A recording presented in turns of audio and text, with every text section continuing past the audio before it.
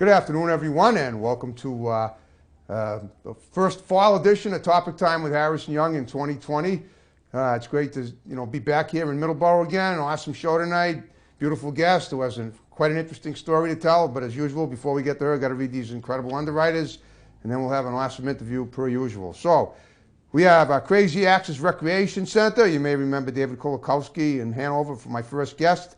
We got Ron's Gecko, I'm sorry, here in Middleborough, new one. They're a service station and a little convenience store. We got good old Dave's Automotive in Hanson on Route 58 in Hanson, yep. And we got the Gunrunner LLC here in Middleborough. We got Richie's Auto Care in Hanover. We got Barnacote Monuments here in Middleborough. We got New England Floorscapes here in Middleborough. We got BJC Auto Repair LLC here in Middleborough. They're a new one. We got Ambition Nutrition, Health Foods and Supplements in Carver. They're a new one. We got Bay State Piano in Marshfield. We got Fiesta Chara Family Mexican Restaurant in Carver. And we got a new one, Mathnasium, the Math Learning Center, where they make math make sense. And I want to thank you guys very much. And on that note, now I will introduce this lovely young lady, Yuliya Shuel. Hi. Okay, say hi. Okay, now, She's done a lot of migrating in her young life, and we're going to find out all about that. She was born in the Ukraine, but she spent a lot of time in Israel growing up, I guess. And then she came to the United States, and she made a few stops, one in Ohio, then Massachusetts, then Maine. So, Yuliya, what I want to do is to go back to the beginning of your life, like I do with all my guests, and find out what you would like as a kid, what life was like for you, and what prompted you to move on. And if I have any questions, I'll throw them in. So go ahead. We'll piece this together, and we'll get it to the end, get to the bottom of it before the show is over. So go ahead. All right. So I was born in '83 in Ukraine, in Western Ukraine. Okay. Right next to the border with Hungary. Okay. And we spent there 30 years of my life. Okay. Then we moved, which was my first migration to Israel. You say you were the first. You lived in the Ukraine for the first 30 years. For 13 years. Oh, 13. Yeah. Got it. Lucky yes. 13. Got yes. it. Okay. So at the beginning of like a teenage life, we sort of moved. And why did you move to Israel? Well, I think everyone in '90s tried to escape former Soviet Union. Okay. If they could. Does this have anything to do with the perestroika in Russia? Yeah. Okay, talk about that, because we can get a little political. That's fine. I cannot talk political because. Well, all right. Let me ask you. Let me rephrase that. Did you emigrate? A child. Did you emigrate from the Ukraine to Israel? Just for a better life? Is that it? For a better life. Got yes, it. Okay. Correct. Yeah. So our father. My father is Jewish. Okay. My mother is not. So. Your mother's what? My mother is not Jewish. Not Jewish. She's Got it. Christian. Okay. And my father basically took me, my brother, his mother, our grandmother, and in '96 we left Ukraine and we moved to Israel, which I was not really happy to live. On the other hand, I was really happy to live. Growing in Ukraine was tough. Okay. Well, how so? I mean, was it? I mean, were you not as well off wealth-wise as you wanted to be, or? Well, we weren't too cold, or what? To call it to begin with. Okay. But when the economics began to deteriorate, and when I do remember the child that we had food stamps at some point. Okay. Yeah, that's got to be kind of tough. Sort of like the criminal activity started to rise, economics fell down, right. And our father just thought that we would be better off elsewhere. So okay. He had an opportunity to make Aliyah to Israel, and that's what we did. Now, are you trilingual? You know Hebrew and you know Russian and you know English, right? In 3 languages, Russian, Hebrew, and English. Yep. I also speak Ukrainian. Okay. No, I understand more than I can speak. Okay, I understand what you're saying. So in other words, you could hear it, but it's in terms of being able to orate it, it's not the same. Until, in other words, you can't speak it as well as you can understand it. I understand. That makes sense. When I go back to Ukraine Yeah. and I hear it and I talk Ukrainian, I pick it up. So is there? So I guess there's a little. The Ukrainian language is a little different than Russian. Is that it? Yeah, all of these Slavic languages, they might sound alike. Okay. There are differences. Right, okay. You probably could understand, if you know Russian, you could understand Ukrainian and vice versa. When I go back there and people would just ask me, okay, just speak Russian. Your Ukrainian is not so good when you're talking. Okay. So, I speak Russian and they reply in Ukrainian. Okay, I understand. That's interesting. So you know, it's a multi-language person that, you know, a multi-language life for you. All right, so tell me what life was like in Israel, and how long were you there, and what did you do when you were there? Did you go to school there? Did you? Yes. You were 13 when you went to Israel, right? Yes. And was it 1996? It was 96. Yeah, yes, you mentioned correct. you were born in '83, so 1996, 13 years. I could figure that out. But okay, so what was that like? You know, being in Israel, was it interesting? I mean, people have suggested I go to Israel. I am Jewish too, by the way. Wouldn't mind traveling Well, to. Happy New Year. Oh yeah, that's Shout right. out to, Well, I was born on Yom Kippur, and my birthday's coming up a week from Saturday. oh, wow. My brother was born on Rosh Hashanah, and his birthday was last Thursday. Wow. Actually, it was last Saturday. I'm sorry. So he's 2 weeks. His birthday is 2 weeks behind mine, but 4 years later. So, so I mean, and my grandparents on my mother's side were very, very, you know, religious. Well, I wouldn't say to the fanatical point, but they followed it. My grandmother spoke Yiddish, especially when I was bad to my grandfather, so I didn't know what she was saying, but I know it wasn't good. But I mentioned it on Facebook. We speak Hebrew at home. Yeah, so what's the difference between Hebrew and Yiddish? I've always wondered that. I think that Yiddish is more like German. Oh, it is? If you, yeah. More of a German inflection? Yeah, well, I don't really. You don't speak Yiddish though, right? No. I knew a couple of phrases because when I worked as a nurse in Israel, You did? I Okay. had to somehow communicate with families whose Hebrew is not so well, but who speak Yiddish fluently. Okay. So you had to know here and there phrases. It's the same like Arabic. Right. I had to learn phrases and to hear it and understand in order to help people. Okay. Like common phrases, hungry, thirsty, do you need anything? So and Israel is a multilingual country too. You do not only you hear French, you hear English, you hear Hebrew, Yiddish, German. Yeah, it's a multilingual country. Yeah. I mean, that's fascinating. I mean, it's, you know, obviously, and I guess there are probably some Arab settlers there too, and they speak their own language as well in Israel, I'm guessing. Yes, of course. Yep. All right, so you became a nurse in Israel. Yes, I finished high school, gladly for me, because I was also like migrating from one school to another. Right. And I ended up going to nursing school, and after that, during my last year of nursing school, I started working in child psychiatry. Okay. Why'd you pick that subject? I'm just curious. I don't know. As a child, I saw many psychiatrists, so I'm just, that rings true to me. But it was something that there is a click. Yep. Like love at first sight. Okay. It's challenging work, but it is exciting too.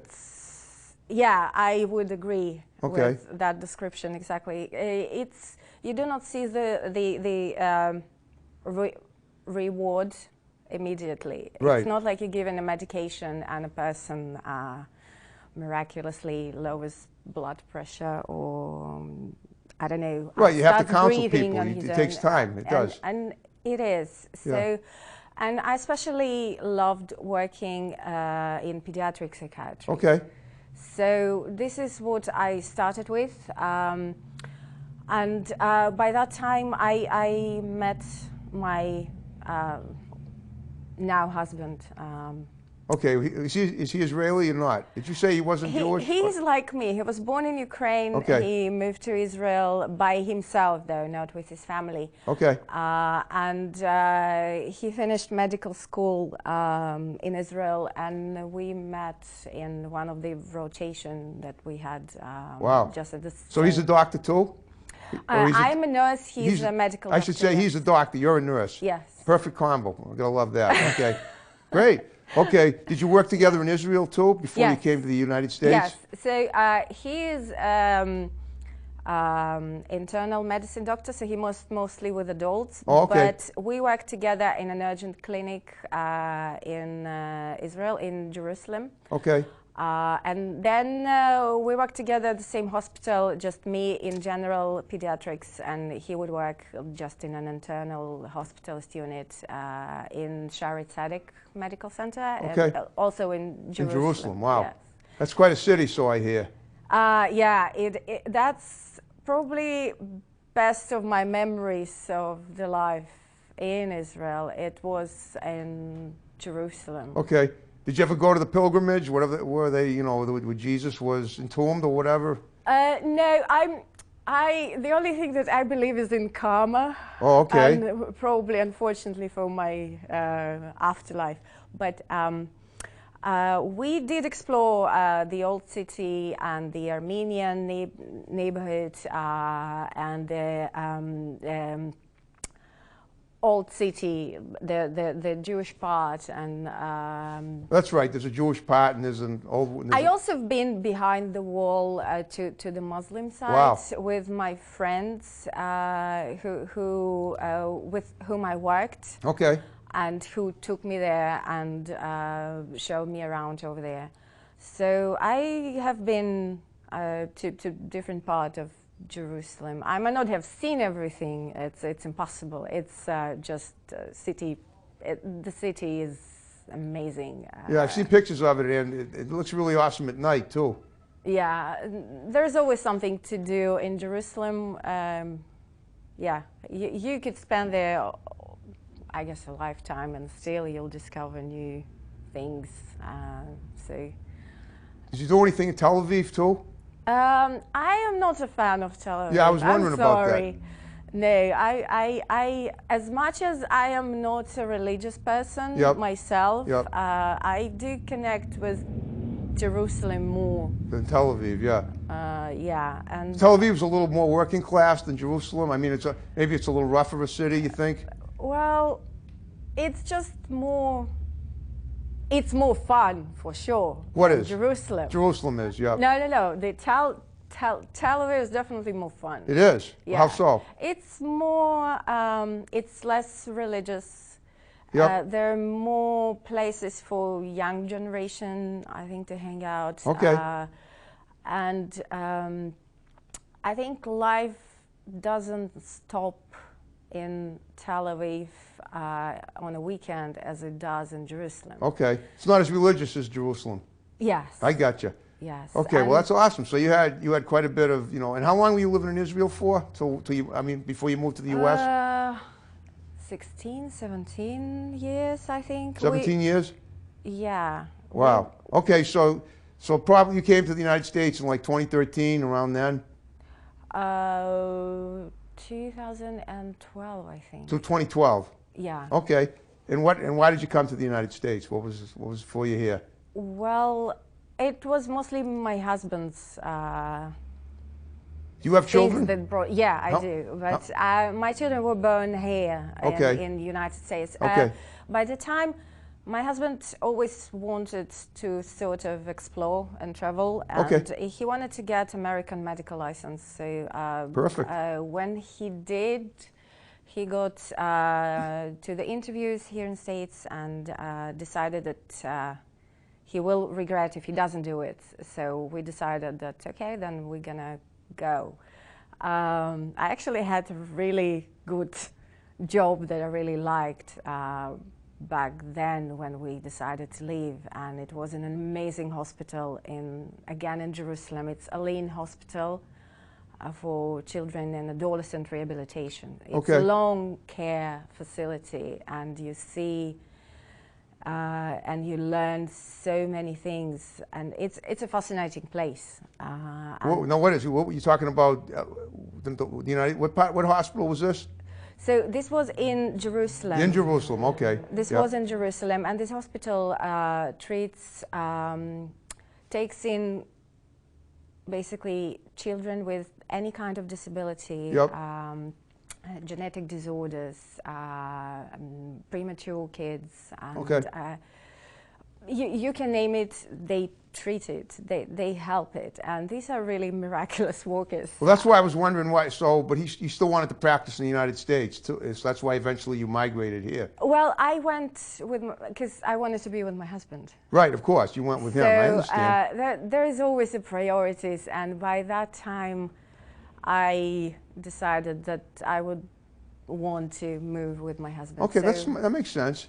I mean, you did your work in Jerusalem, and at some point maybe you'll go back there and do more. You know, you think possibly? If I ever to go back, this is the place I imagine myself to be. It's like Okay. this Aline Hospital for Child and Adolescent Rehabilitation. That's in Jerusalem.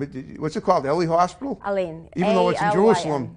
Yeah. Oh, okay. It's not in L.A. It wasn't. I just thought you said L.A., but not L.A. Not the city of L.A. No, the United States. Got it. A-L-Y-N. Oh, I got you. Got it. I got you. Okay. So then you came to the United States, and where did your husband get his license to practice in the United States? Oh, he came and he started to work, but I stayed out of job for 8 years. Oh, okay? Just take it. Well, how many children do you have? One, two? 2. You have 2, and you had them both in the United States. Yes. So you had to take care of your children. Well, we decided that it's time kind of like to build a family. Okay. After we came here. Right. So, yeah, we have 2 beautiful boys, crazy boys. How old are they? One is 3, the other one is 6. Congratulations. Okay. Thank you. Okay. So then when you came to the United States, where did your husband work first? Did you say you moved to Ohio first? We moved to Cincinnati, Ohio, where Cincinnati, he okay. worked in a Jewish hospital. Okay. And after he completed the residency and he was an internal medicine specialist, he looked for a job, and we came across Salem, Massachusetts. And we I have a great decided time. I have relatives there. They're all witches. I always joke like that. They're nice. I am called Salem Witch by many kids. Why? You're joking, right?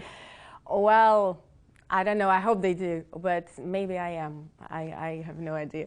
But I lived in Salem, Massachusetts for 4 years. Okay. Did you move to? Did you live in Salem before or after Ohio? After. After Ohio. Yeah. Okay. So what brought you to? Was it? Did your husband work in one of the Boston hospitals, which is the finest in No, the he world? worked in Salem actually. Oh, okay, with the he hospital worked there? Yeah, it's a North Shore Medical Center. North Shore Medical Center. Yeah, Okay. Yeah. All right, well- I started working there too. By the time that we got green cards and everything, I finally got permission to work. So and there was a place in child psychiatry waiting for me over there. So I went straight to. Okay. All right. Child Well, I'm psychiatry. sure you're very good with that. I mean, and when you counsel children, have you counseled a lot of them? Oh, you think? This is kind of what you do, yes. And also in rehabilitation, this is also part Wow. of when you work with kids with disabilities Yep. and families that struggle through disability or through mental illness. There is a lot of even unconscious counseling. It's not like I have been trained to Okay. officially provide a therapy, but you do it a lot. And my friends whom I worked with, they do it a lot. And this is what your, I guess, job is built upon. This is like a building rocks. And Okay. moreover, it is empathy, I think, Yeah. than the counseling. Because in order to understand how you can help someone else, Right. you can feel what situation are they in.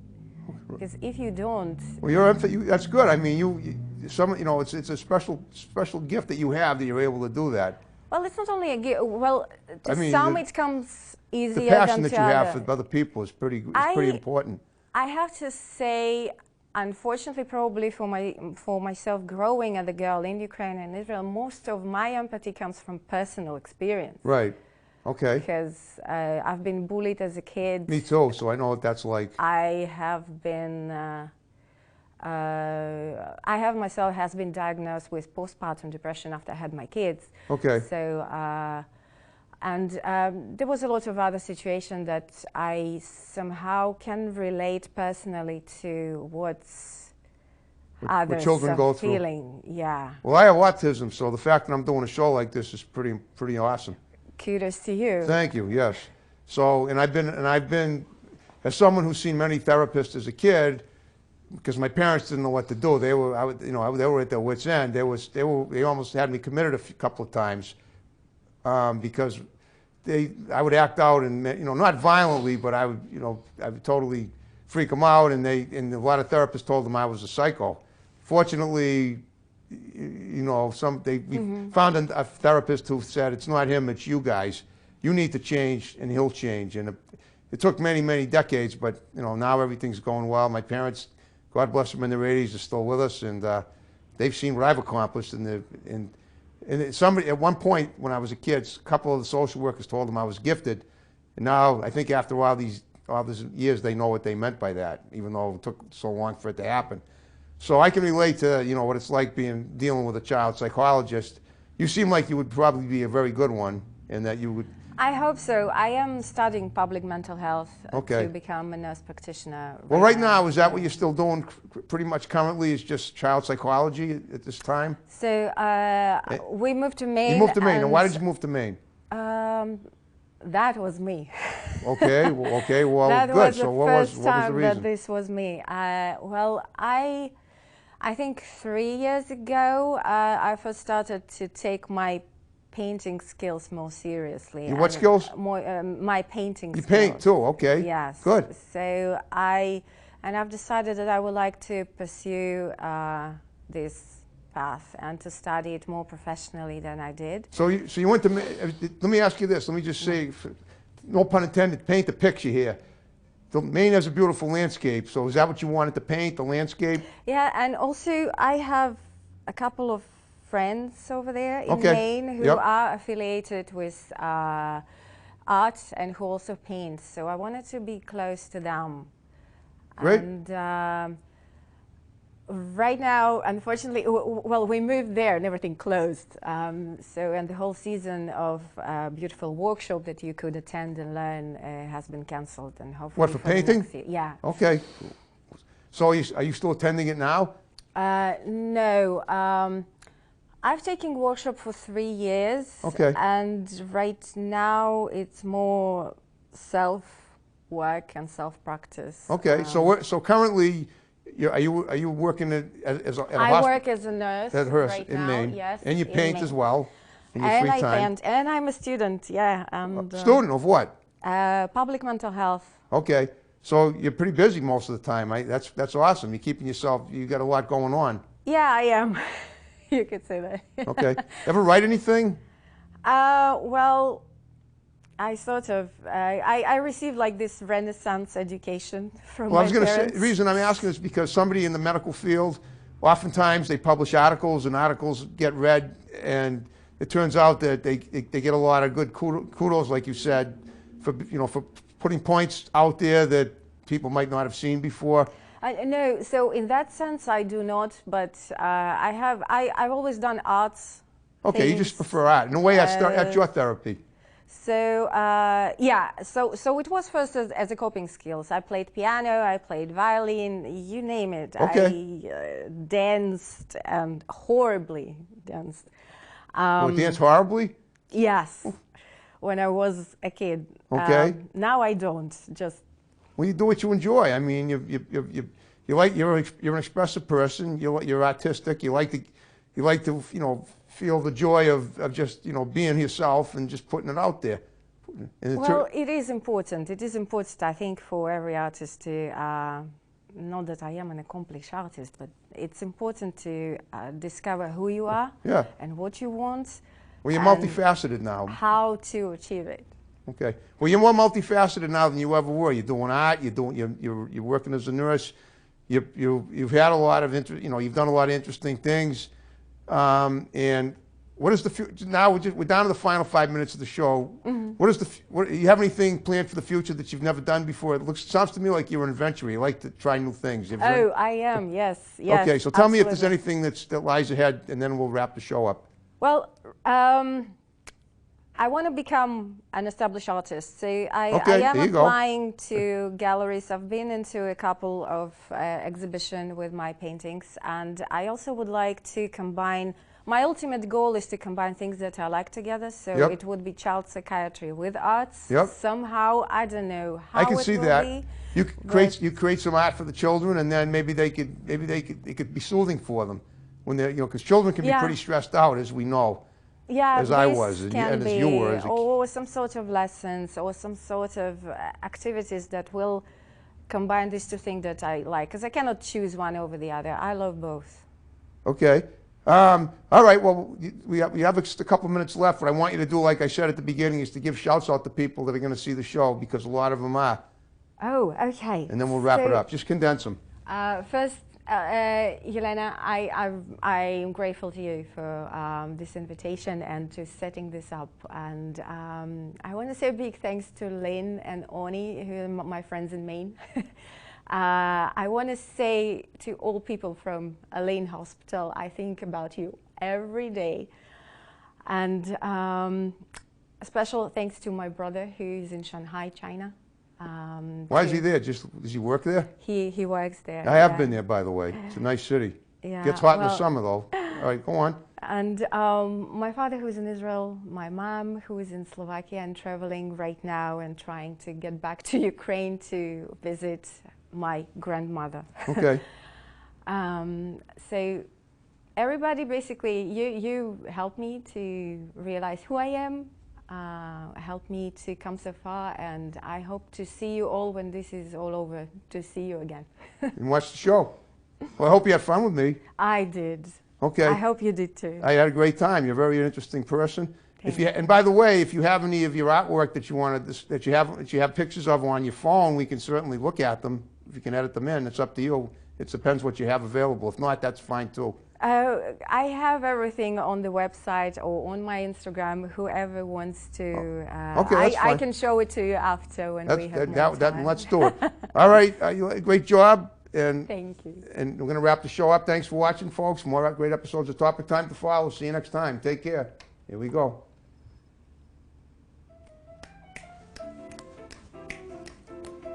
Can I do this? There you go.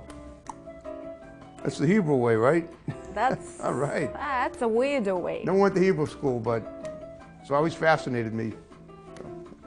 More culture every time, every show. Love that.